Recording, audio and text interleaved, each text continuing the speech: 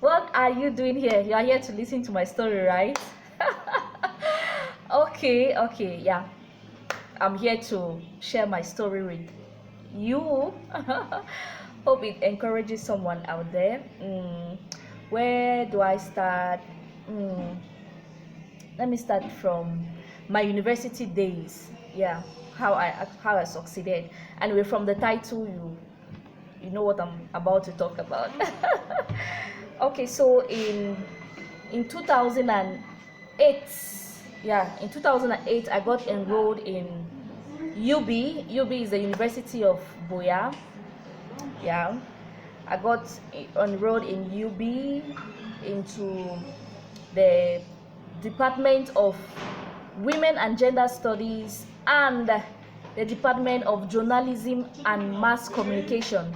So it was actually it was a double degree program for 4 years. I remember when I told my mother I've gained admission into the university for the double degree program 4 years. She was like, hey, I go reach that time, so I'm not gonna die. You know, me and my mother, we have actually struggled, and she was kind of afraid that she would not witness me graduating from the university. Yeah, so I got enrolled into UB, and the fees was paid. My father paid my fees. Yeah, as usual, he has always been paying my fees. So I started schooling. I was living Bokwango to Moliko. For those who are used to Boya, you will know the distance. It's like I'm not good in kilometers, but it's kind of from Bokwango to Moliko. You can use let me say 20 minutes in a taxi. Yeah. So because you know with taxis here in Cameroon, you have taxis, you stop and you stop this way and you get passengers, you stop here, blah, blah, blah. Yeah. So I was actually leaving Bokwango to Moliko on a daily basis. So studies was moving on well. Was moving on well. My first challenge I had living away from school was that like I did not have any place to change, because I remember on Mondays, the first period, like 7 a.m., 7 to 9, we used to have sports. Yeah, so after sports, you can imagine after sports, you need to like have a rub down, change of clothes before you can continue the rest of the day. Permit me, I'm in the office. So my colleagues are talking behind. Yeah. So what happened is that I got into contact with one of my friends in sports, and I was like, please, can I be changing at your place? Because I realized that after sports, they just used to take a little bend like that. So I was like, please, can I join you people? Like those who were living around Moliko. Yeah, so I have my friend Patience. That's how I got to know Patience Melon. Yeah, so she was like, yeah, you can feel free. And when I started going to her house to change, I realized that she was also doing the same program like me, like women and gender studies and journalism and mass communication. So there was a click. Yeah, you know how God does his things. Yeah, so every Mondays after sports, we go to Pay's house. I call her Pay. We go to Pay's house, we'll have a change of clothes, we bathe, and we continue the rest of the day. Hi, Pay. You remember that organos we used to chop? Mama, poverty, oh. Back then in UB, we'll have 100 francs. We'll buy granola sweets for 50-50. Pay will take our granola sweet, I'll take mine, and we'll be strolling the whole of UB, the campus of UB, eating one granola sweet. Then when we reach where there is a tap, we drink water and we are good for the day. Remember, it was not easy. The day that we'll have money, we'll buy ice cream. University, meanwhile we had other friends. We were like, you know this type of hot, rich. But I remember myself and Pay and others, we, they say know your level. Yeah, so it was not easy leaving Bukwango to Moliko every day. So, and I also had my daughter that I had to enroll her into nursery school. Yeah, I'm a single mother, so it was not easy. The dad, some of these dads of today, yeah, not being responsible. So I had the whole burden on me. I had my daughter on myself. I had the transportation cost. My mother, by then, she was just a farmer, and she used to roast fish. When I even say roast fish, you even think that maybe she was roasting fish in one big business place like that.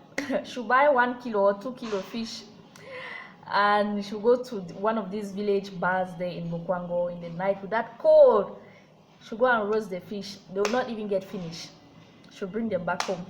Hey, Mama Mia, God has been so faithful, so faithful. When I just look behind, I'm like, Father Lord, I thank you. So I don't know, there's this idea that just came into my mind that I could do something, that I could do a business to support myself, my daughter, my mother. So I had this idea of selling food. Yes, because when I looked at those the photocopiers in school, yeah, I'm like, they eat bread.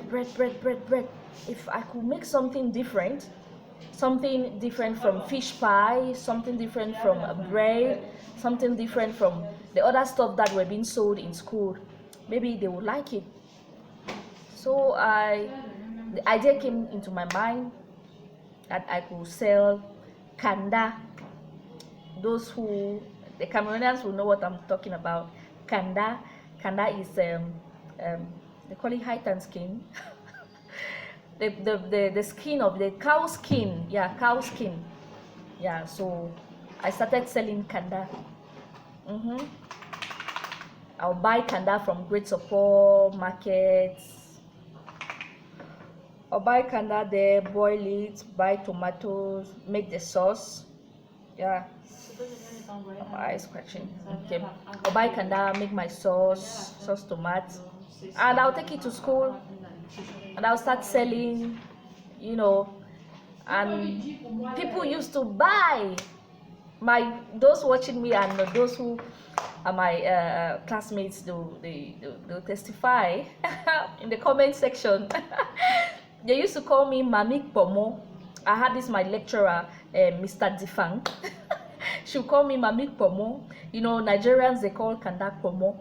Yeah. So when I take it to class like that, especially when the lecturer is not yet there, I'm happy because I have my sales point. Where, Jesus, when I take it there, I used to do it with Kwakoko Bible. So I actually asked my mother to start making Kwakoko Bible, so it could accompany my Kanda business. So on a daily basis, my mother will make Kwakoko for 5,000 francs, and I will make Kanda for at least 7,000 francs. So imagine 5 plus 7, that's 12,000 francs a day. Yeah, like I was having that every day, like seriously, and even more.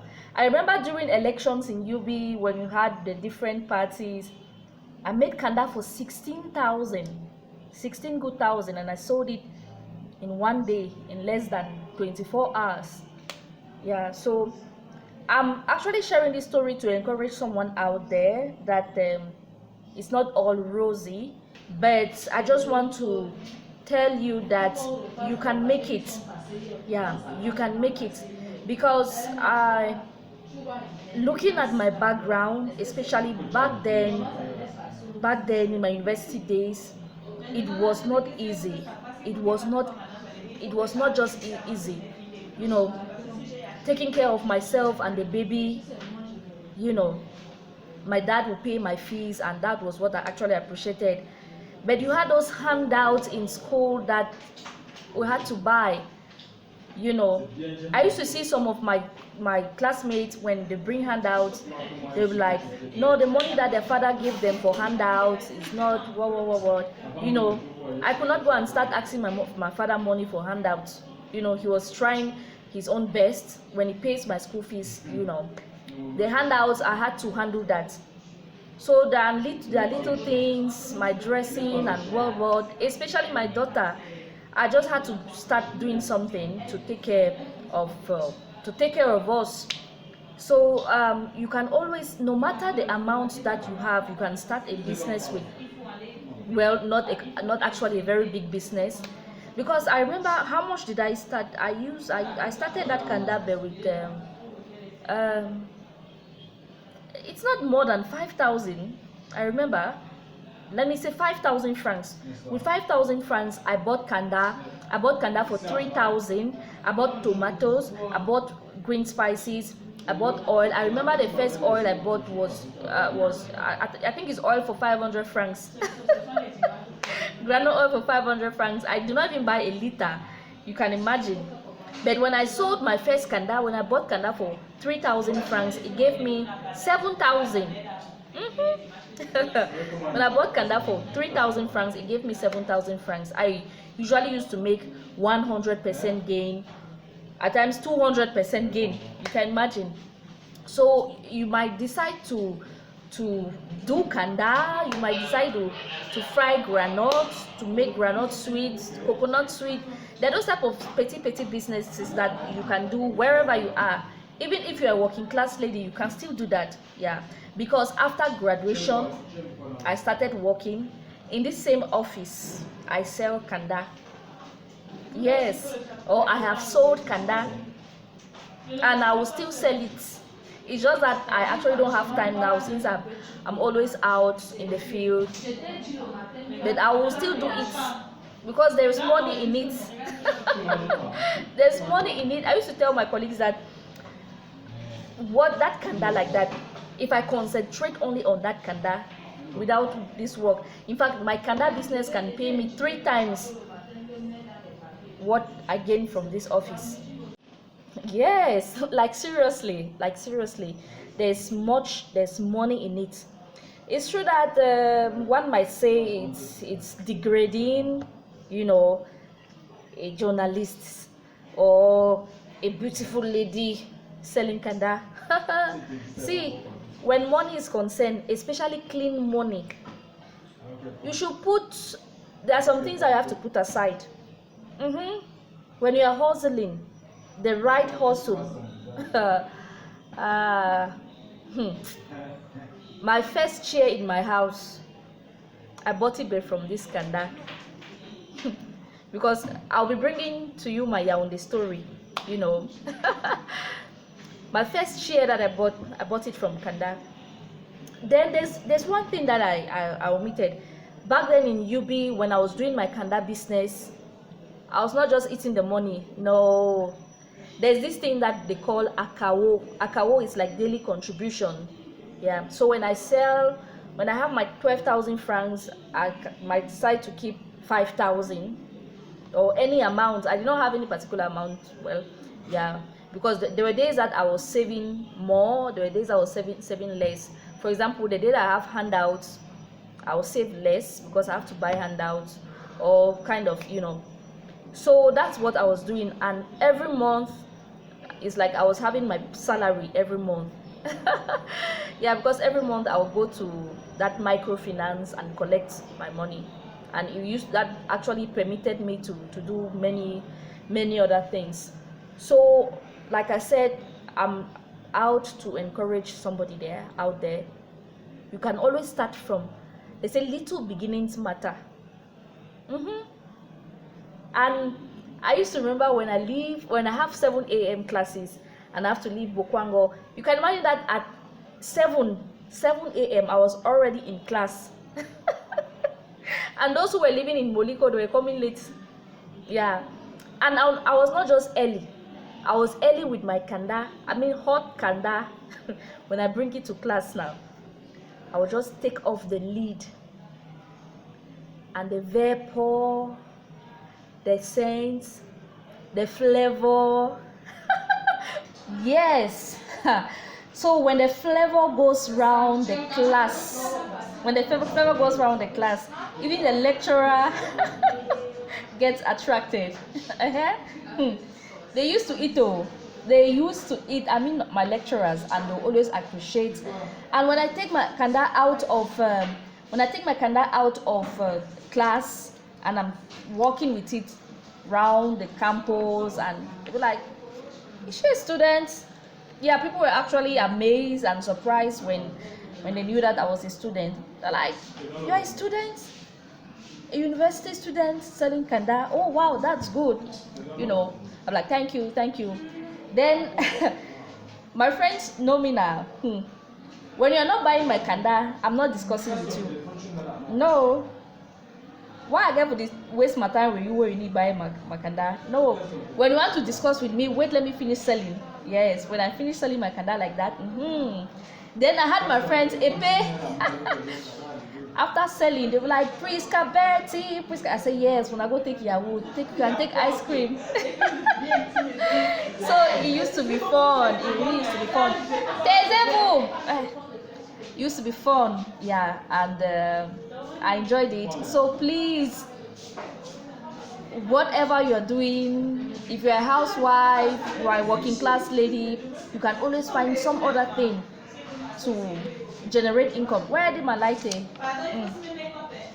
You can always look for some other secondary activity to have some extra income. I'm going to end here because my colleagues keep coming in and they're making a hell of noise. I'll continue part 2 of this video in my subsequent newscast.